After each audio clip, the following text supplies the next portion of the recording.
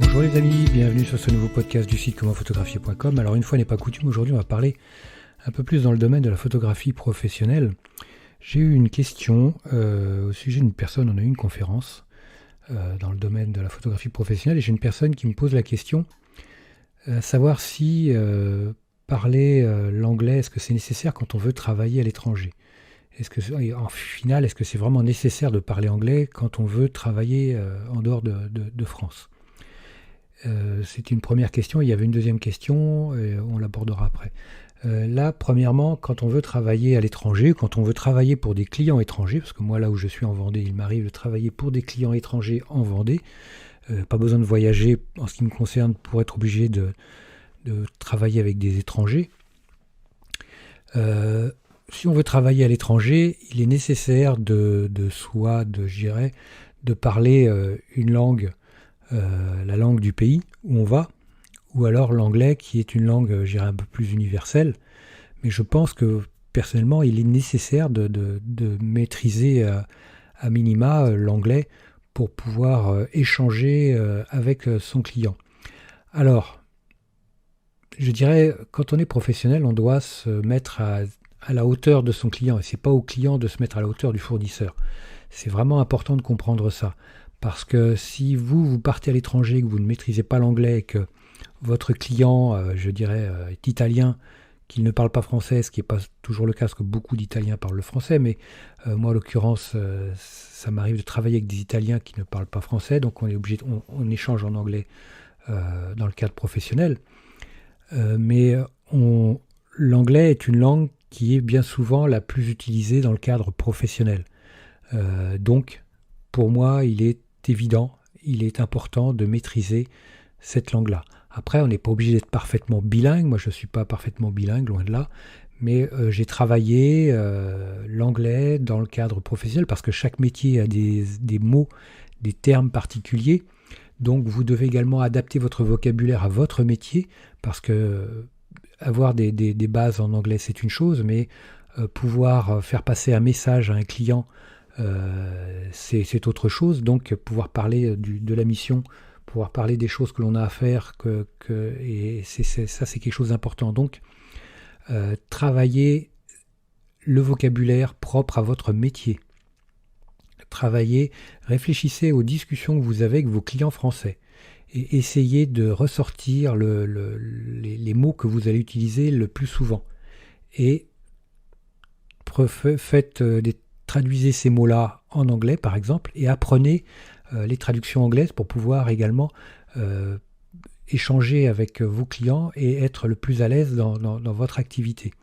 Parce qu'il n'y a rien de pire que de ne pas trouver... alors après, maintenant, il y a des applications smartphones qui vont pouvoir parler à votre place, mais bon, l'idéal, c'est quand même d'être en face à face avec le client et de parler, d'échanger tous les deux, même s'il y aura des moments un peu plus laborieux que d'autres, ça arrive systématiquement, mais il ne faut pas que ça vous arrête. Je dirais, le ridicule ne tue pas. On a toujours peur d'être ridicule parce que c'est toujours un peu une crainte pour beaucoup. Moi le premier, je ne vous le cache pas. Mais malgré tout, il faut faire cet effort. Il faut faire cet effort. Ça, c'est quelque chose d'important. Après, si vous avez un niveau d'anglais qui n'est pas au top, je dirais, dites-le à votre interlocuteur et puis demandez-lui d'être un peu plus lent, un peu plus posé dans les échanges qu'il va avoir avec vous, de lui demander d'éviter de jargonner, d'être trop rapide dans le flot de discussion. Je dirais il n'y aura pas de souci s'il accepte ces quelques petites contraintes et tout ira bien. Ça, c'est la base si vous voulez travailler. Moi, j'ai fait du mariage, par exemple, d'étrangers en France et à l'étranger. C'était de mariage de Russes, après, quand c'est des Australiens, des Américains, ils parlent anglais, c'est leur langue maternelle, on va dire.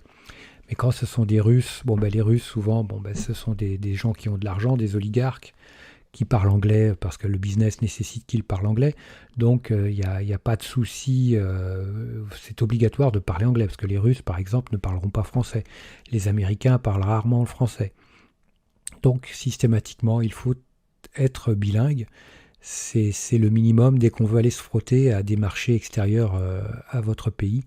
Et dès qu'on veut aller à l'étranger, il faut parler anglais, malheureusement.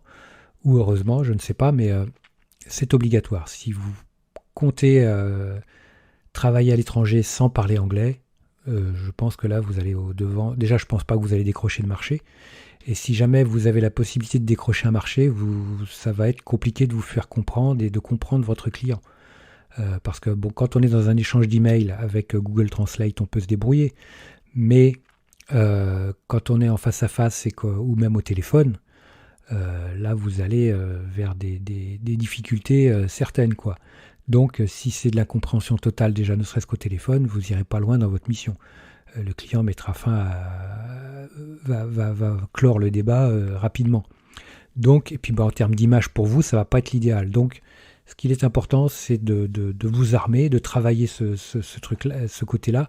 C'est vital. Si vous avez vraiment l'intention d'aller à l'étranger, de travailler avec des clients étrangers, travailler votre anglais, c'est la condition sine qua non si vous voulez que ça fonctionne un tant soit peu. Voilà. Après, la deuxième chose, c'est en tant que professionnel, la personne me pose la question, est-ce qu'il était nécessaire de changer de nom? Parce qu'elle, par exemple, elle voulait faire du mariage international et elle trouvait que son nom n'était pas adapté. Je dirais ça, après, c'est changer de nom, c'est pas obligatoire. Mais le problème, c'est que l'image que l'on va avoir de son nom n'est pas forcément celle qu'auront les étrangers. Parce que si on a une mauvaise image de notre nom, c'est par rapport à une traduction française, on va dire, par rapport au vocabulaire français. Mais à l'étranger, votre nom, il est à 99% de chances de passer inaperçu. Donc non, il n'y a pas obligatoirement nécessité de changer de nom, d'avoir un nom de scène, un nom d'artiste. Après, je dirais, si vous voulez vraiment avoir un nom de scène, un nom d'artiste, en tant que photographe, il n'y a rien qui vous interdit de le faire. Malgré tout, il n'y a pas de souci. Le tout, c'est que sur votre passeport, vous aurez toujours votre nom à vous. Et puis après, dans la relation client, vous aurez votre nom de photographe artiste, on va dire.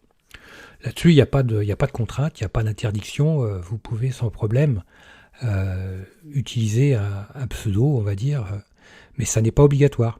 Et puis après, si c'est parce que vous n'aimez pas votre nom et que la traduction de votre nom en français n'est pas flatteuse, dites-vous qu'à l'étranger, ces choses-là n'auront pas voix au chapitre parce que la traduction n'aura strictement aucun... ça n'aura pas de sens pour les étrangers, quoi. Votre nom sera un nom étranger comme les autres et ils y prêteront pas cas, il n'y a pas de souci de ce côté-là.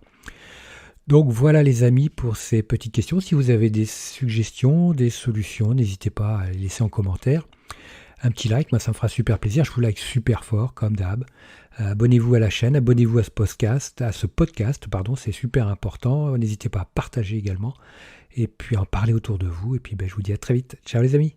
Dernière petite chose avant de se quitter, si ce n'est pas déjà fait, je vous encourage à faire partie de ma liste de contacts pour bénéficier de conseils quotidiens, d'astuces photographiques, de choses vraiment utiles et intéressantes à connaître, à savoir, ou à se faire rafraîchir la mémoire sur certains sujets.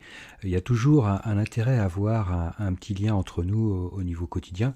Il y a aussi quelques réclames commerciales, je dirais, de temps en temps. Voilà, donc n'hésitez pas à aller voir sur les formulaires du site comment-photographier.com. Vous en avez sur les articles au niveau de la colonne de droite ou autrement en bas d'article, vous avez des formulaires un peu partout et vous pourrez comme ça ainsi faire partie de la liste de contacts. Autre chose également, actuellement il y a 50% de réduction sur toutes les formations du site commentphotographier.com.